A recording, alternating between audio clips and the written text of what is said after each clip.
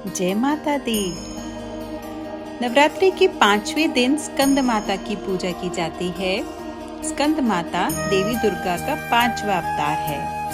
स्कंद माता का नाम 2 शब्दों से मिलकर बना है, स्कंद व माता, और इसका अर्थ होता है स्कंद की माता।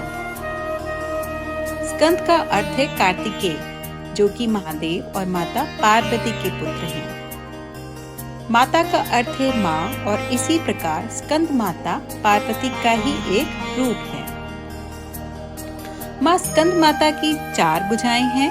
माँ एक हाथ में कार्तिकेय को पकड़े हुए हैं और उनके दूसरे व तीसरे हाथ में कमल का पुष्प है।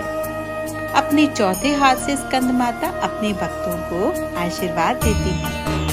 स्कंद माता की सवारी एक शेर है और स्कंद माता विशुद्धिनी चक्र की अधिष्ठात्री देवी है। विशुद्धि चक्र हमारे गले के उभरे भाग के ठीक नीचे होता है। माँ स्कंद माता की सच्चे मन से पूजा करने से विशुद्धि चक्र जागृत होता है और इससे सिद्धि प्राप्त होती है। माँ स्कंद माता का वाहन मयूर भी है, इसीलिए इन्हें मयूर वाहक का भी नाम दिया जाता है। उनका वर्ण यानी त्वचा का रंग शुभ्र है।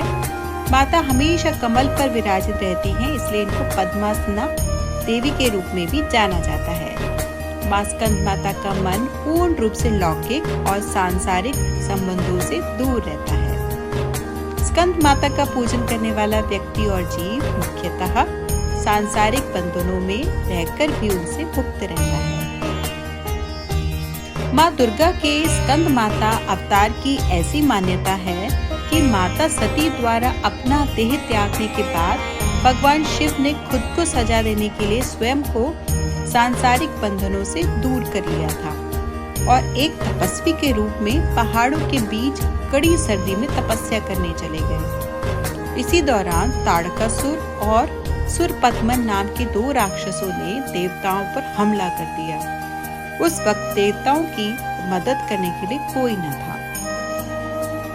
ताड़कासुर और सुरपद्मन नामक राक्षसों को ब्रह्मा जी द्वारा यह वरदान प्राप्त था कि उनको मारने के लिए शिव जी की संतान को आना होगा। उन राक्षसों ने चारों ओर कलह का माहौल बनाया हुआ था और अपने आसपास हर किसी को परेशान किया हुआ था। इन दोनों राक्षसों के अत्याचारों को देख देवतागण भी चिंतित थे। तब सभी देवतागण भगवान विष्णु के पास गए और उन्हें अपना दुख सुनाया, परंतु भगवान विष्णु जी ने उनकी कोई मदद नहीं की। तब देवताओं ने नारद जी के पास जाने का सोचा। उन्होंने नारद जी से कहा, यदि वे माता पार्वती से भगवान शिव को पति के रूप में पाने के लिए तपस्या करने को कहेंगे, तब शायद भगवान शिव उनसे शादी कर लें। उनके मिलन से महादेव की संतान जन्म ले जो राक्षसों का वध कर दे। इसीलिए नारद जी के कहे अनुसार माता पार्वती ने भगवान शिव को पति के रूप में पाने के लिए घोर तपस्या की और उनकी भक्ति से खुश होकर भगवान शिव ने उनसे विवाह करने का निर्णय लिया। विवाह के पश्चात माता पार्वती और भगवान शिव की ऊर्जा से एक बीज का जन्म हुआ। बीज के अत्यधिक गर्म होने के कारण उसे अग्निदेव को सरवाना नदी में सुरक्षित रखने के लिए सौंप दिया गया। अग्निदेव भी उसकी गर्मी को सहन नहीं कर पाए, इसीलिए उन्होंने उस बीज को गंगा को सौंप दिया, जो उसे आखिर में सरवाना झील में ले गई, जहां माता पार्वती पहले से ही पानी के रूप में मौजूद थी और उस बीज को धारण करते ही वह गर्भवती हो गई। कुछ समय पश्चात कार्तिकेय ने अपने 6 मुखों के साथ जन्म लिया। कार्तिकेय के जन्म के बाद उन्हें ताड़कासुर और सुपद्मन का विनाश करने के लिए तैयार किया गया। सभी देवताओं ने मिलकर उन्हें अलग अलग तरीके का ज्ञान दिया और राक्षसों से लड़ने के लिए महत्वपूर्ण शस्त्र भी दिए। आखिर में कार्तिकेय ने सभी राक्षसों का वध कर दिया। इसी कारण माँ दुर्गा को स्कंद माता यानी कार्तिकेय की माता के रूप में जाना जाता है। स्कंद माता के मंदिर पूरे भारतवर्ष में कई जगह हैं। उनमें से एक बहुत प्रचलित मंदिर उत्तर प्रदेश के वाराणसी में है।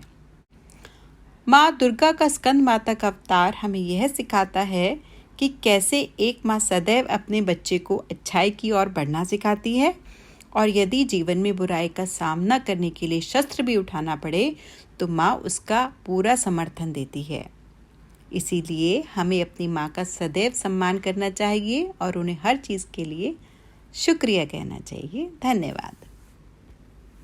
अगर आपको ये वीडियो पसंद आई हो तो लाइक, शेयर और कमेंट करें।